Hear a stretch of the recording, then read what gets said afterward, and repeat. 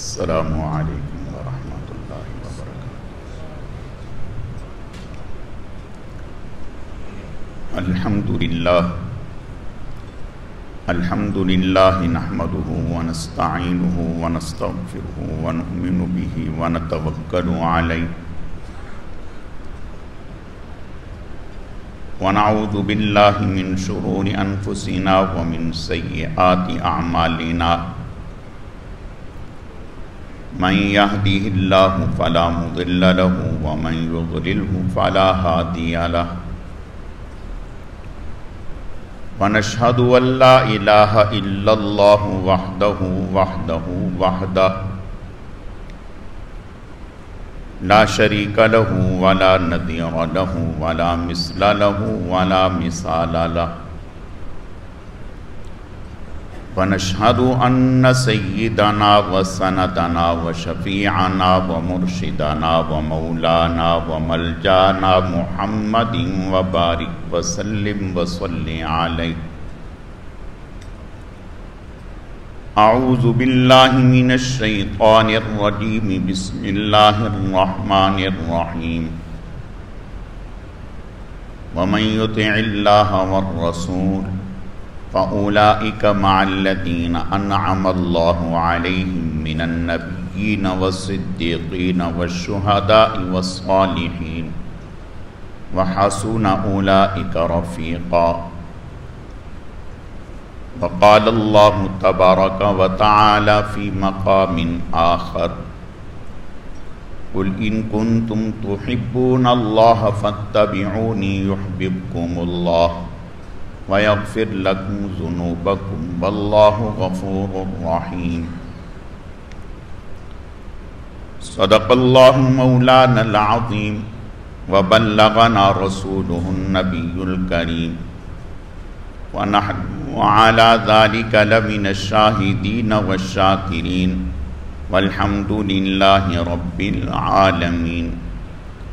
اللهم صل على روضة محمد في الرياض، وصل على بلد محمد في البلاد، وصل على قبر محمد في القبور، وصل على جسد محمد في الأجساد، وصل على روح محمد في الأرواح۔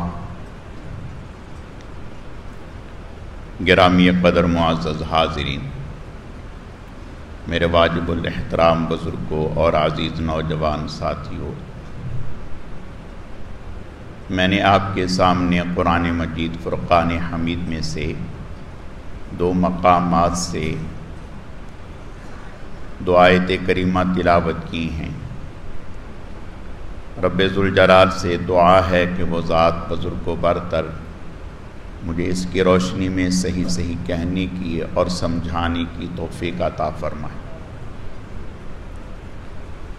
پھر اللہ رب العزت کی ذات اس مختصر وقت میں جو کچھ کہا سنا جائے، اس کہنے سننے کو محض اپنی رضا کے لیے اپنی بارگاہ میں قبول و منظور فرمائے، ہم سب کی نجات اور ہدایت کا، مغفرت کا ذریعہ اور سبب بنائے۔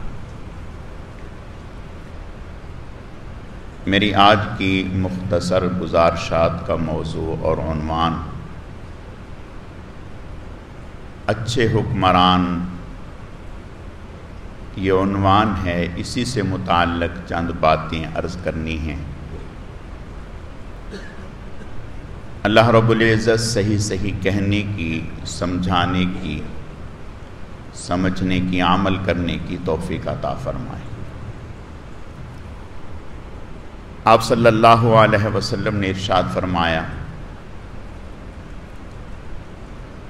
فرمایا کہ تمہارے بہترین حکمران وہ ہیں جن سے آپ محبت کرتے ہوں اور وہ آپ سے محبت کرتے ہوں، آپ ان کے لیے دعائیں کرتے ہوں، وہ آپ کے لیے دعائیں کرتے ہوں، آپ ان کے لیے خیر خواہ ہوں، وہ آپ کے لیے خیر خواہ ہوں۔ فرمایا کہ یہ تمہارے بہترین حکمران ہیں۔ برے حکمران، فرمایا جن سے آپ نفرت کرتے ہوں وہ آپ سے نفرت کرتے ہوں، آپ ان پر لعنت کرتے ہوں وہ آپ پر لعنت کرتے ہوں۔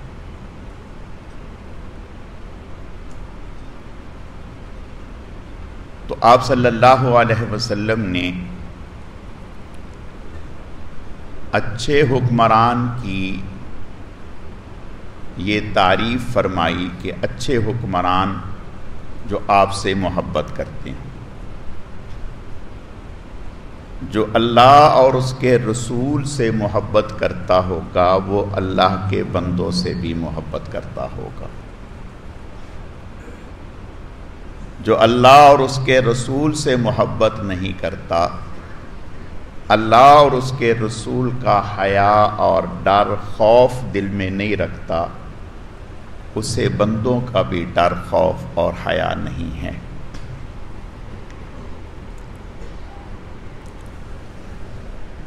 حضرت مولانا عبید اللہ سندھی رحمۃ اللہ علیہ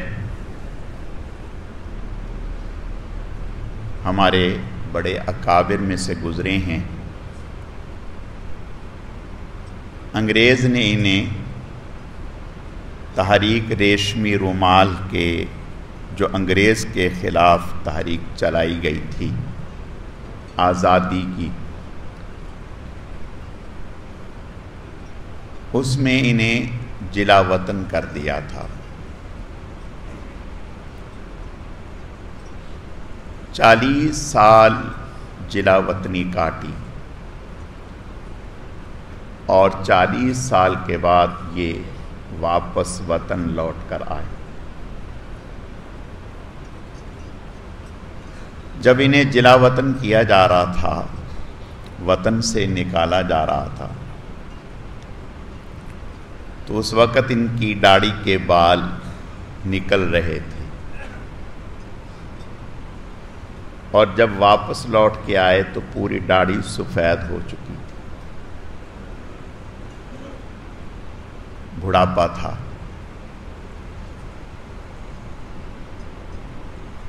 مسلمانوں میں ان کی شہرت تھی، لوگ ان کی قربانیوں کے معترف تھے۔ جہاں جس شہر سے گزر کر جانا ہوتا تو لوگوں کی تمنا اور خواہش ہوتی کہ حضرت ہمارے شہر میں کچھ دن کے لیے رکیں، قیام کریں، ہم ان کی زیارت کریں، ان کے ملفوظات سنیں۔ اسی طرح سے سفر کرتے ہوئے حضرت نے گزرنا تھا، تو ایک جگہ سے گزرنا تھا، وہاں کے لوگوں کو پتہ چلا کہ حضرت کا ٹرین کا سفر ہے اور فلاں علاقے کی طرف ہے، بیچ میں ہماری جگہ پڑے گی۔ تو انہوں نے چند ایک لوگوں کو حضرت کی خدمت میں بھیجا۔ سفر شروع کرنے سے پہلے ہی ان لوگوں نے آ کر کے حضرت سے ملاقات کی اور حضرت سے درخواست کی کہ آپ جس ٹرین سے جا رہے ہیں وہ ہمارے شہر سے گزر کے جاتی ہے اور اس کا 1-2 منٹ کا قیام اسٹاپ ہے ہمارے شہر میں، تو ہم یہ چاہتے ہیں کہ 1-2 منٹ کے لیے آپ ٹرین سے اسٹیشن پر اتر آئیں، لوگ آپ کی زیارت کر لیں گے۔ آپ تحریک آزادی کے ہیرو ہیں اور بڑے عالم ہیں، آپ سے دعائیں لے لیں گے۔ حضرت نے قبول فرما لی، فرمایا ٹھیک، اور صرف قبول ہی نہیں فرمایا بلکہ آنے والوں سے کہا کہ آپ اپنے شہر کے لوگوں سے جا کر کے کہیں کہ عبید اللہ سندھی رحمۃ اللہ علیہ جب آپ کے شہر سے ٹرین گزرے گی میں اسٹیشن پر اتروں گا، اور جب ٹرین چلنے کے لیے گارڈ وسل بجائے گا، جھنڈی لہرائے گا، میرا ایک پاؤں پلیٹ فارم پر ہوگا اور ایک پاؤں گاڑی کے پائیدان پر ہوگا۔ اتنے وقت میں میں پورے قرآن کا خلاصہ اور نچوڑ بیان کروں گا۔ فرمایا یہ بھی لوگوں کو بتا دیں۔ اب لوگوں میں اشتیاق اور بڑھ گیا۔ حضرت جب تشریف لائے تو ایسا ہی ہوا۔ حضرت اترے، جب ٹرین چلنے لگی آپ نے ایک پاؤں اسٹیشن پر اور ایک پاؤں گاڑی کے پائیدان پر رکھا اور لوگوں کی طرف مخاطب ہو کر کے فرمایا کہ لوگوں، میں نے 40 سال قرآن کو پڑھا، سینکڑوں مرتبہ پڑھا، ہزاروں مرتبہ پڑھا،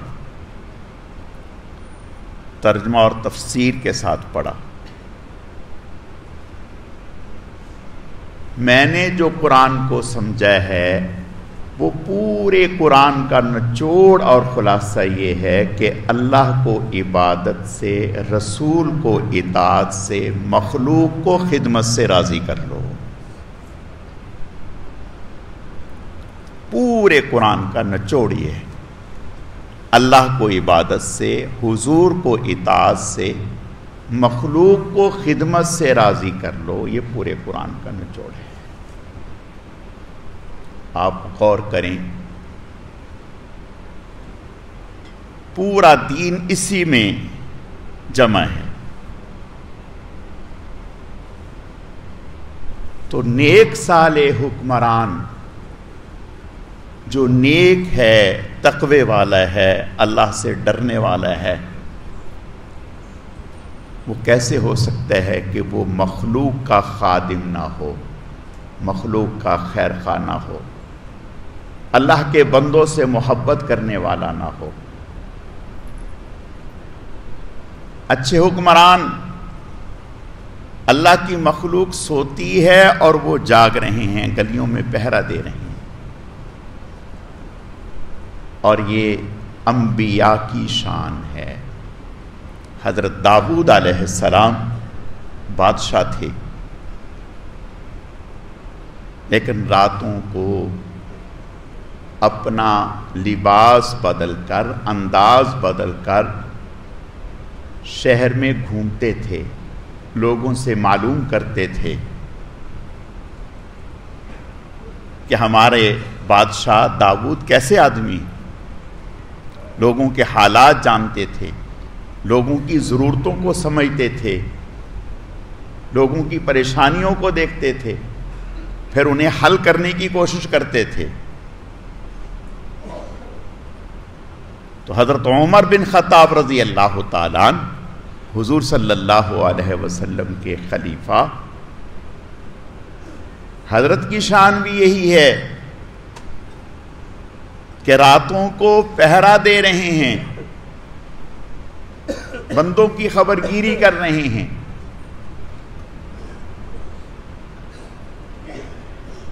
یہ نیک صالح حکمران، رعایا سکون کی نیند سو رہی ہے اور حکمران جاگ رہا ہے۔ شام سے تشریف لائے، جب شام سے حضرت عمر بن خطاب رضی اللہ تعالیٰ عنہ واپس تشریف لائے تو ایک دن شہر میں نکلے تو ایک علاقے کی طرف گئے، دیکھا کہ ایک بڑی بھی ہے خاتون، وہ حضرت عمر بن خطاب رضی اللہ تعالیٰ عنہ کو جانتی نہیں کہ یہ عمر اور امیر المؤمنین۔ حضرت نے سلام کیا اور پھر فرمایا کہ بڑی بھی کیا حال ہے؟ اس نے کہا میرا کیا حال ہونا ہے، میں تو اپنی زندگی کے دن پورے کر رہی ہوں، اپنے امیر المومنین کا کیا حال ہے؟ اسے کچھ خبر نہیں کہ میں جس سے بات کر رہی ہوں یہی امیر المومنین ہے۔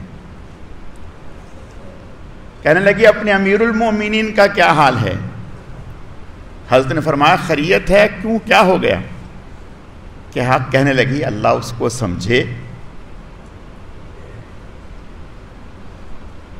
میں بڑھیا، میری کوئی خبرگیری نہیں، میرا کوئی پتہ ہی نہیں، میں نے سنا تھا کہ وہ شام گئے ہوئے ہیں۔ حضرت نے فرمایا کہ بڑی بی، ہاں آپ صحیح کہہ رہی ہیں، وہ شام گئے ہوئے تھے، آ گئے ہیں، ابھی مدینہ میں ہی ہیں، انہیں آپ کی کیا خبر؟ کہنے لگی واہ، کس کام کا امیر المومنین جسے اپنے رعایا کی خبر نہ ہو؟ اگر اسے اپنے رعایا کے ایک ایک فرد کی خبر نہیں ہے تو پھر اسے کیا حق حاصل ہے کہ وہ امیر المومنین بنے؟ یہ بڑھیا کہہ رہی۔ حضرت عمر بن خطاب رضی اللہ تعالیٰ عنہ رونے لگے اور اپنے آنسو صاف کرتے ہوئے اسے کہنے لگے، ہاں وہ بڑھیا کہنے لگی کچھ نہیں، یہاں تو دن جیسے بھی کیسے بھی ہیں گزر جائیں گے، کل اللہ کی عدالت میں پوچھوں گی اس سے، کل اللہ کی عدالت میں اس سے پوچھوں گی۔ حضرت عمر بن خطاب رضی اللہ تعالیٰ عنہ سن کر رونے لگ گئے اور آنسو صاف کرتے ہوئے فرمایا کہ بڑی بی، وہ بیچارہ سفر سے آیا ہے، اسے نہیں پتہ چلا ہوگا، چلو وہ اپنا امیر المومنین ہے، آپ کی کیا ضرورت ہے آپ بتائیے، میں آپ کی ضرورت پوری کرتا ہوں، بس اتنی درخواست ہے کہ کل قیامت کے دن اللہ کی بارگاہ میں اس کی شکایت نہ کرنا۔ یہ اس سے بات کرنی، ابھی بات چیت چل رہی ہے، حضرت علی رضی اللہ تعالیٰ عنہ اور حضرت عبداللہ ابن مسعود رضی اللہ تعالیٰ عنہ تشریف لے آئے وہیں، اور آ کر کے فرمانے لگے السلام علیکم یا امیر المومنین۔ جب یہ کہا اب بڑھیا کے کان کھڑے ہوئے کہ امیر المومنین تو یہی ہے۔ اب وہ کہنے لگی مجھے معاف کر دیں۔ حضرت نے فرمایا نہیں، آپ نے صحیح بات کہی۔ حضرت نے اس کو راضی کیا اور پھر ان دو حضرات سے فرمایا کہ تم گواہ رہو کہ یہ کل قیامت کے دن اللہ کی بارگاہ میں عمر کی شکایت نہیں کرے گی۔ میرے عزیزو، اسلام اور جناب رسول اللہ صلی اللہ علیہ وسلم اس طرح سے تربیت فرماتے ہیں کہ ہر وقت ہر لمحہ حضرت عمر بن خطاب رضی اللہ تعالیٰ عنہ فرمایا کرتے تھے اگر ساحل فرانس پر بھی کتا یا بکری کا بچہ بھوک سے مرتا ہے تو عمر ڈر محسوس کرتا ہے کہ کل قیامت کے دن میرا گریبان نہ پکڑا جائے، میرا گریبان نہ پکڑا جائے۔ حضرت عمر بن خطاب رضی اللہ تعالیٰ عنہ حج پر جانے کی تیاری کر رہے ہیں، لوگوں کو خبر ہوئی، بہت سارا مجمع جمع ہو گیا کہ حضرت عمر بن خطاب رضی اللہ تعالیٰ عنہ کی معیت میں حج کرتی ہیں۔ غسان کا بادشاہ جو نیا نیا اسلام میں داخل ہوا، اسے خبر ہوئی کہ حضرت عمر بن خطاب رضی اللہ تعالیٰ عنہ حج کے لیے تشریف لا رہے، وہ بھی اس خیال سے آ گیا، اب بیت اللہ کا طواف کر رہے ہیں اور وہ غسانی بادشاہ جبلہ وہ بھی طواف کر رہا ہے۔ اسی اثنا میں ایک آواز آئی کہ کسی نے کسی کو تھپڑ مارا اور ایسا زور سے تھپڑ مارا کہ اس کی ناک کی ہڈی متاثر ہو گئی اور خون بہنے لگا۔ لوگوں نے دیکھا، کچھ لوگ کھڑے ہو گئے۔ اب جس کو تھپڑ لگا وہ ایک غریب اور دیہاتی آدمی، گاؤں کا رہنے والا بدو۔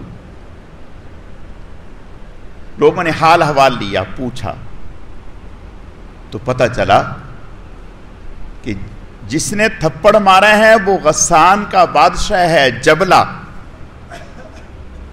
جس کا اس وقت طوطی بولتا تھا، اور جس کو تھپڑ پڑا ہے وہ ایک غریب آدمی گاؤں دیہات کا رہنے والا ہے۔ غلطی کیا ہو گئی، کیوں تھپڑ مارا؟ وہ بادشاہ تھا، اسلام تو ابھی اس نے قبول کر لیا، لیکن اسلام کے طور طریقے ابھی اندر میں اترے نہیں، وہی بادشاہوں والی شان۔ اس کی لونگی نیچے سے گھسٹتی ہوئی چل رہی تھی، پیچھے سے دھکا پڑا، اس دیہاتی کا پاؤں اس کی لونگی پر آ گیا، قریب تھا کہ اس کی لونگی اتر جاتی یا کھل جاتی۔ اس نے اس کو سنبھالا اور دیکھنے کے بعد اس کو تھپڑ مار دی۔ معاملہ یہ حضرت عمر بن خطاب رضی اللہ تعالیٰ جب طواف سے فارغ ہوئے تو وہ دیہاتی مسکین روتا ہوا حضرت عمر بن خطاب رضی اللہ تعالیٰ عنہ کی خدمت میں آیا اور آ کر کے کہنے لگا کہ اس طرح سے مجھے بادشاہ نے تھپڑ مارا ہے، اور لہو لہان تھا، احرام اس نے بھی پہنا ہوا۔ حضرت عمر بن خطاب رضی اللہ تعالیٰ عنہ نے اس بادشاہ کو بلایا، فرمایا آؤ بھائی، آ گئے۔ فرمایا آپ نے تھپڑ مارے ہیں؟ جی مارے ہیں۔ فرمایا کیوں مارے ہیں؟ پوری بات بتائی۔ فرمایا دو میں سے ایک کام ہوگا، یا اپنا چہرہ سامنے کرو اور وہ اسی طرح زور سے تھپڑ مارے گا، اور کوئی دوسری شکل نہیں، یا پھر اس کو راضی کر لو۔ اگر یہ راضی ہو گیا تو ٹھیک ہے، ورنہ اسلام برابری، تم بادشاہ ہو گئے اپنی جگہ، لیکن تم نے زیادتی کی ہے، اس زیادتی کا وہ بدلہ لے گا۔ اب وہ بادشاہ کا ایک رنگ آ رہا ہے، ایک جا رہا ہے کہ یہ کیا ہو گیا۔ کہنے لگا کہ مجھے مہلت دے دو۔ فرمایا ٹھیک ہے، ایک رات کی مہلت ہے۔ رات کی تاریکی میں بھاگ گیا اور جا کر کے عیسائیوں کے ساتھ مل گیا۔ حضرت عمر بن خطاب رضی اللہ تعالیٰ عنہ سے کسی نے کہا حضرت یہ کیا ہوا؟ وہ تو عیسائیوں کے ساتھ مل گیا۔ فرمایا کوئی پرواہ نہیں، کوئی پرواہ نہیں، لیکن اسلام اور کوئی دوسری شکل نہیں ہے، قصاص برابری لازمی۔ آج اگر اس طریقے سے ظالم کو چھوڑ دیا جائے گا تو کل کیسے نظام چلے گا؟ حضرت عمر بن خطاب رضی اللہ تعالیٰ فرمایا کرتے تھے کہ میری نظر میں کمزور اور طاقت برابر والے ہیں، نہ میری نظر میں کوئی کمزور ہے نہ کوئی طاقتور ہے۔ میرے عزیزو، یہ تھا عدل، انصاف۔ دہلی کا بادشاہ ہے ناصر الدین محمود رحمت اللہ علیہ، اور التمش رحمت اللہ علیہ کا بیٹا ہے۔ باپ بھی بہت اونچا، اور بیٹا درخت کا رنگ ذائقہ پھل میں آتا ہے۔ ایسا نہیں ہو سکتا درخت سیب کا ہو اور پھل اس کو لیمو لگے، ایسا نہیں ہوگا۔ جیسا درخت ہوگا ویسا پھل ہوگا۔ باپ بھی نیک تقوی والا، اور بیٹا ناصر الدین محمود نیک تقوی والا۔ بادشاہ نے، بیٹے نے اپنے گھر میں کوئی خاتون خدمت کے لیے نہیں رکھی، بیوی ہی گھر کے کام کاج کرتی ہے، کوئی آیا نہیں، کوئی خدمت کرنے والی۔ اور گزر اوقات کہاں سے ہوتے ہیں؟ بیت المال سے تنخواہ نہیں، قرآن پاک کی خطاطی کیا کرتے تھے، اور اتنے خوش نویس تھے، اتنے خطاط تھے کہ بڑے بڑے خطاط ان کے سامنے پانی بھرتے تھے۔ قرآن پاک خطاطی کر کے، لکھ کے، تیار کر کے بازار میں فروخت کرتے، اس کی جو آمدن ہوتی، ہدیہ ملتا، اس سے گھر کا گزر بسر چلتا۔ ایک دفعہ پتہ چلا کہ ایک صاحب کو جب یہ پتہ چلا کہ بھی ان کا ہے، تو انہوں نے ازراہ خیر خواہی ہمدردی پیسے زیادہ دے دیے۔ اگلی دفعہ میں رات کو چھپ کر غیر معروف آدمی کے ذریعے سے قرآن پاک کا نسخے بکوانا شروع کر دیے تاکہ کوئی اس طرح سے میری اعانت نہ کرے۔ اور تقوی ایسا غلام، ایک دن اہلیہ کا ہاتھ جل گیا کسی وجہ سے۔ بیوی نے درخواست کی کہ کوئی آیا، فرمایا کہ میرے پاس تو اتنی گنجائش نہیں، میری مالی اتنی وسعت نہیں کہ میں آپ کے لیے خادمہ رکھ دوں، لیکن اتنی درخواست ضرور ہے کہ یہ دنیا چند دن کی ہے، اس کو برداشت کر لو، کل قیامت کے دن اللہ کے ہاں سے بہت بڑا اعزاز ہے۔ اہلیہ نے کہا میں اپنی اس قسمت پر راضی ہوں۔ نیکی، آپ صلی اللہ علیہ وسلم کی محبت کا یہ عالم کہ خادم حضرت کے ساتھ رہتا۔ ایک دن اس کا نام تھا محمد نام۔ ایک دن اسے کہا تاج الدین، یہ نام لے کر کے پکارا تاج الدین۔ وہ سمجھا شاید کوئی مجھ سے ناراضگی ہو گئی، غلطی ہو گئی جو میرا نام نہیں لیا، ورنہ تو ہمیشہ نام لیتا۔ تو ایک دو دن کے بعد وہ آیا، حضرت نے فرمایا کہ بھئی تم کہاں غائب ہو گئے تھے؟ کہا حضرت میں تو سمجھا شاید آپ مجھ سے ناراض ہو گئے کہ آپ ہمیشہ میرا نام لے کر کے مجھے مخاطب کرتے ہیں، لیکن اس دن آپ نے تاج الدین کہہ کے مخاطب کیا، نام نہیں لیا۔ حضرت نے فرمایا کہ بھائی بات یہ ہے، آپ کا نام محمد ہے، کبھی بھی پوری زندگی میری زبان سے بغیر وضو کے محمد نام نکلا ہی نہیں۔ پوری زندگی میں کبھی بغیر وضو کے میری زبان سے محمد نام نکلا ہی نہیں۔ اس وقت میرا وضو نہیں تھا، اس لیے محمد کی بجائے میں نے تاج الدین کہہ کے آپ کو مخاطب کیا۔ جب ایسے صالح نیک حکمران ہوں گے تو میرے عزیزو پھر وہ قوم کے خادم ہوں گے، پھر میں اور آپ سوئیں گے اور وہ فکر مند ہوں گے، جاگیں گے، پھر لوگوں کو اپنی فکر نہیں ہوگی، سربراہان کو رعایا کی فکر ہوگی۔ رب کریم سے دعا ہے اللہ تعالی ہمیں نیک صالح حکمران نصیب فرمائے، اور ہمیں بھی اللہ تعالی نیکی اور تقوی والی زندگی کو اختیار کرنے کی توفیق عطا فرمائے۔